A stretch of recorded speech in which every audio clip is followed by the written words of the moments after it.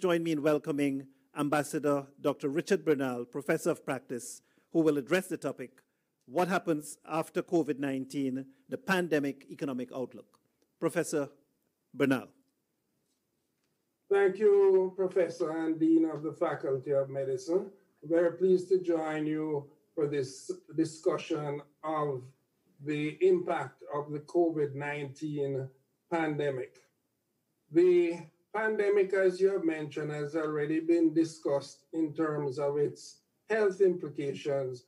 And today what I want to do is to share some thoughts with you on the wider economic implications.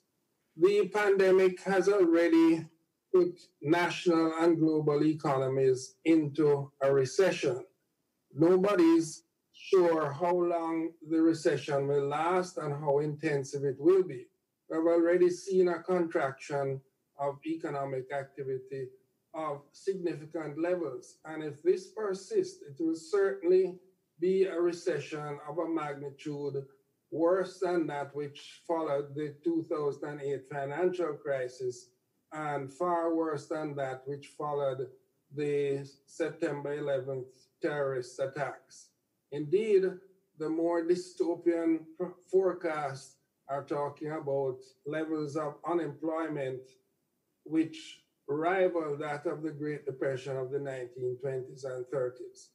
What is sure is that the world economy and our economic and social life is never going to be exactly as it was prior to the pandemic. The pandemic has implications not only in the immediate future and the present, but some of the changes which will be initiated as a result of the impact of the pandemic are likely to be changes which will become medium and long-term structural and institutional changes as the effects of the pandemic works through the economy and as the recovery takes place. Because the Caribbean economies are small developing economies, they are highly vulnerable to external events. And in looking at the economic impact on the Caribbean region, I therefore want to divide my remarks into two sections. First of all, I want to look at the global economy and then turn to the implications and the indigenous aspects of the economic impact in our national economies. At the global level, a number of forecasts have been undertaken, and I will share with you what those are. The International Monetary Fund and the World Bank usually have meetings in April and October. In the April meetings, they prepare a global economic outlook. Their forecast is that there has already been a significant loss in the first quarter of 2020, which will continue and perhaps intensify in the second quarter. They are basing their forecast on the assumption that in the third quarter and the final quarter of 2020, there will be some resurgence and recovery of economic activity. Indeed, in the first two quarters, the losses have been very significant. Measured by, say, unemployment in the US, already 22 million people have applied for relief. And the impact is across the globe in terms of loss of employment. It is felt that the overall rate of contraction will be somewhere between 3 and 5%, based on the assumption that losses in the first half, some recovery in the second half, and coming out at 3 to 5%. This, of course, is based on certain assumptions which may not materialize. Things may actually be worse, depending on the duration of the pandemic, how long it takes to bring the pandemic under control, and how much has to be spent to resuscitate employment and economic activity. Turning to the Caribbean economies themselves, The Inter-American Development Bank, World Bank, and IMF have all made some estimates of the likely impact of the COVID-19 virus pandemic on Caribbean economies. And I share these with you. First of all, it is forecast for Suriname a contraction of 1%, in Jamaica 2.9%, Dominica 3%, St. Vincent 4%, St. Lucia 7.2%, and Barbados 7.7% contraction. These are measured in terms of contraction of GDP, which, as you know, is a measure of overall economic activity. The estimates, unfortunately, have not been provided for Trinidad and Tobago and some of the other Caribbean countries, but I share with you what has been published in April this month by those institutions. I give you an overall view of the likely impact. Now, turning away from the macroeconomic impact to the sectoral aspects and to individual aspects of the impact. First of all, there is already and will continue to be a major impact in terms of fiscal budgets. The Caribbean economies were already experiencing difficult fiscal situations, and some countries were working out of very difficult debt situations, where the debt to GDP ratio in some countries are well over 70%, sometimes over 100%. There will be a major reallocation of expenditure to come as money is invested in public health, in controlling the pandemic, and in restoring the health of the population. In addition to that, the regular budget expenditure is not likely to take care of the issue of the expenditure for public health, and therefore there'll be need for additional revenue. Obviously, at this time, additional revenue cannot be extracted through tax because economic activity is down and a number of persons and businesses are suffering severe difficulty. So it is likely that there will have to be borrowing. The borrowing situation is going to be somewhat difficult. It's going to be somewhat difficult because the Caribbean economies are regarded as middle-income developing economies, and therefore they are already graduated, a polite term for excluded from the most concessionary financial facilities. However, there are some immediate disbursing facilities from the IMF. The IDB and World Bank have reallocated within their portfolios a significant amount of money to assist countries to make these transitions. And we will have to access those. Those countries where the local financial markets are such that they can borrow locally will also have to resort to this. But it will also mean that within this reallocation of resources to take care of the public health expenditures, that some cuts will have to be made in some other planned expenditures. Secondly, in terms of employment and unemployment, we are already seeing a number of persons who have been displaced, in particular in the tourism industry, which is likely to take some time to recover, and in entertainment and services in general, but increasingly across all economic activity, because all these sectors are linked, and the decline in employment and income in one sector serves to contract demand across the entire economy. There is going to be some increase in unemployment. One of the factors that has to be noted is that much of the employment in the Caribbean is in the informal sector, and these people therefore depend on expenditure from households and businesses in the formal sector. Thirdly, I think it is reasonable to expect that across the globe, those who are already disadvantaged and poor are going to feel the effects disproportionately. And in the short run, there will be an increase in poverty and inequality. Fourthly, the debt situation, which I referred to earlier, is going to be exacerbated in that there'll have to be a substantial increase in debt.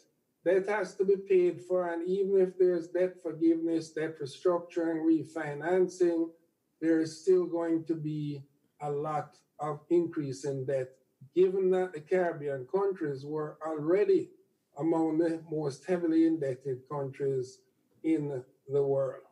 A fifth impact is going to be some adjustment in the role of the state. The kind of resuscitation of the economy, which will be necessary, is going to draw the state into an expanded role. In addition, whenever there is a crisis, scarcity of supplies, such as certain medical supplies, you are going to have the intervention of the state to bring more regulation to the operation of the market.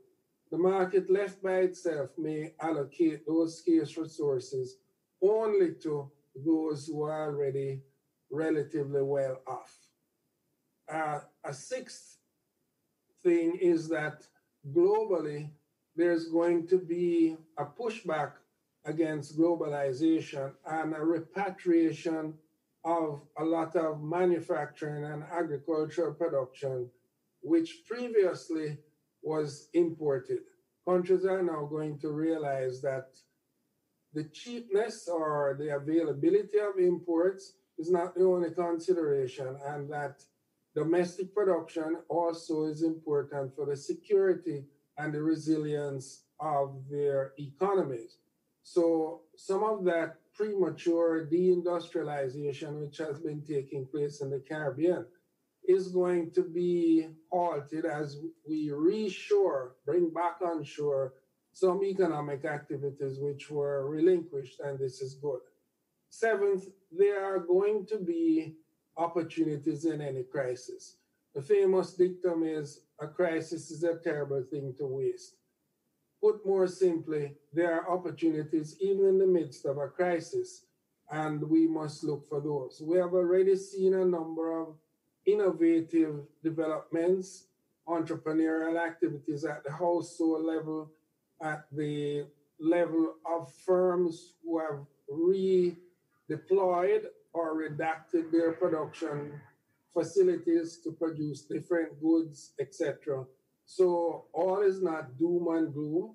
The Caribbean people have a long record of resilience to all kinds of man-made and natural disasters, and there's no reason why we should not find creative ways to expand. Finally, let me say that we are going to have to reactivate some sectors, and the extent to which we can reactivate those sectors depends not only on the measures we take internally, but it depends on how the global economy evolves and how quickly it recovers. In particular, I'm thinking that many of the economies are service-driven.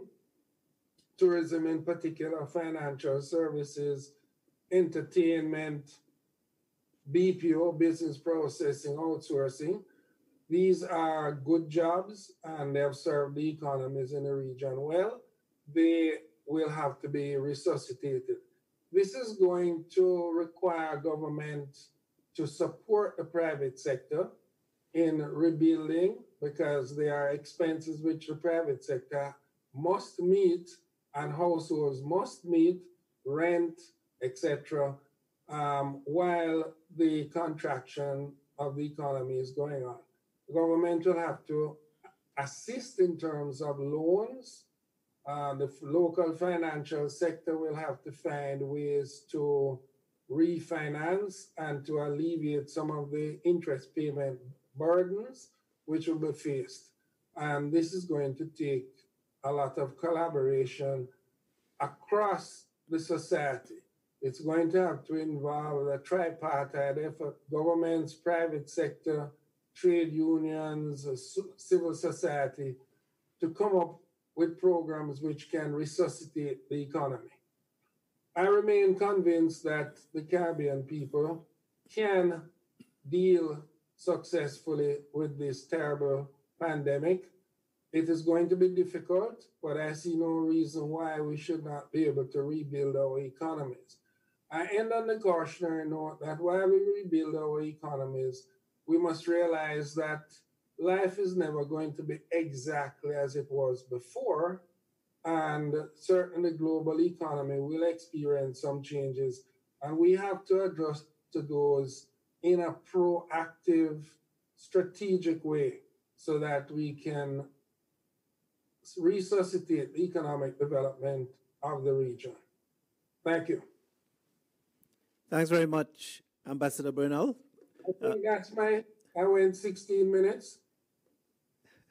Thank you very much. You did very well. And we are very, I think that was an excellent and very clear outlook in terms of giving us that view, something that I think our audience would very much appreciate. Within your presentation, there's a lot of reality checks as to where things are and those impact points that you raised in potential for increase in poverty, inequality being exacerbated, increase in debt, and coming with that, looking at the role of the state and so on. Ambassador, I have two quick questions for you. One is, some people paint, and maybe in an effort to keep hope alive, that tourism is not dead and that tourism can certainly bounce back very quickly. But in the context that what the impact on tourism is driven by a medical condition that carries stigma, and the issue of our tourists wanting to come back quickly and easily to countries, to our region, where, like many other parts of the world, COVID has come through. Is the outlook for tourism really optimistic, or is it, if we're doing a reality check, it's going to be a long, long time before we get back to where we were with tourism? What are your thoughts on that? Let me put the recovery of tourism in context. First of all, international travel is going to be different than it was in the past. There will be a lot less business travel as more meetings will be done by Zoom.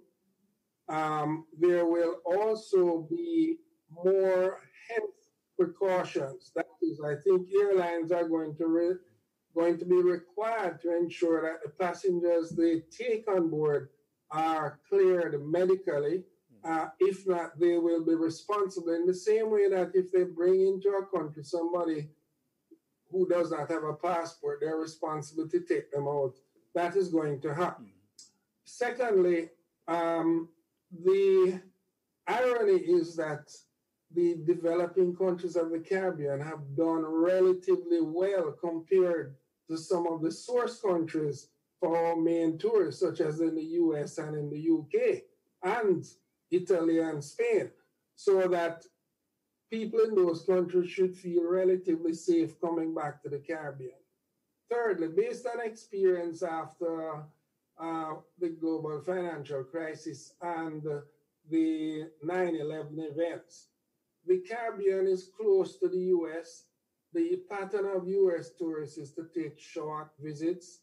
The Caribbean is affordable. It is doing well in terms of handling the pandemic. And I think that based on that, we could be favorably disposed for a relatively quick resumption of trips to the region. Now, I think that where tourism will be relatively soft for some time will be in cruise shipping.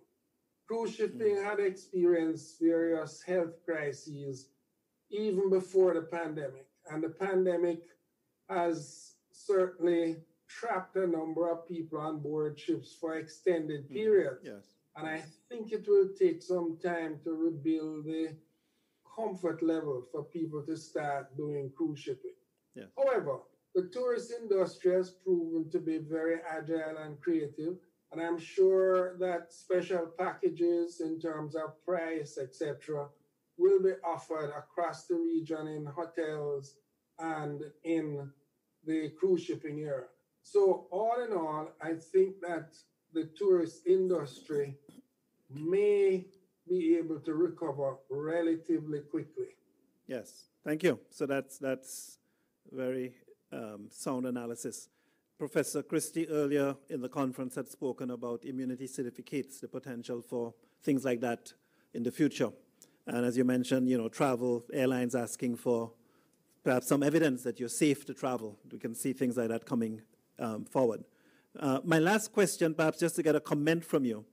Prior to COVID-19, we recognized the presence of China in the Caribbean. And I know, Ambassador, you've written quite a bit on this. We have within the university Confucius Center activities in terms of China being a partner within both the economy and the academy. Post-COVID, and given China's involvement with the pandemic, it started in Wuhan, we know, and now we see that they're catching their breath and picking up, while the U.S. is having quite a lot of challenges. Is there any kind of differential positioning that we would see with China post-COVID prior to where they were pre-COVID in the Caribbean region? China has been an important source of development financing for the construction of infrastructure, buildings, etc. And as you know, the Chinese have launched a major initiative, the Belt and Road Initiative. Given the amount of financing that the Caribbean is going to need in the period of recovery, and given the fact that as middle-income countries, they are not eligible for certain dispensations. For example, the IMF debt relief for the 25 poorest countries includes Haiti, but it doesn't include any other Caribbean country. So I believe even with the additional resources which will be mobilized by the World Bank, IDB, Caribbean Development Bank, and IMF, that there will be the possibility of the Caribbean getting some development financing from China. This may very well be to improve the physical infrastructure in the public health sector, and also because these loans are usually available not at lower interest rates, but with less intrusive conditionality than some of the loan facilities available from the traditional multilateral development financing institutions. Yes, thank you, sir. So I think, Ambassador Bernal, I want to thank you for putting the perspective forward. You said a good crisis should not be wasted. Charles Dickens speaks of the worst of times and the best of times. And I think you have our efforts in this pandemic conference here is to bring some hope. Certainly, your talk has you've been realistic, but within it I hear there's opportunity and there's hope for the region as we go post-COVID pandemic. Thank you very much, Ambassador, for your presentation, and we're very glad that you can join us. Yeah, thank you, sir.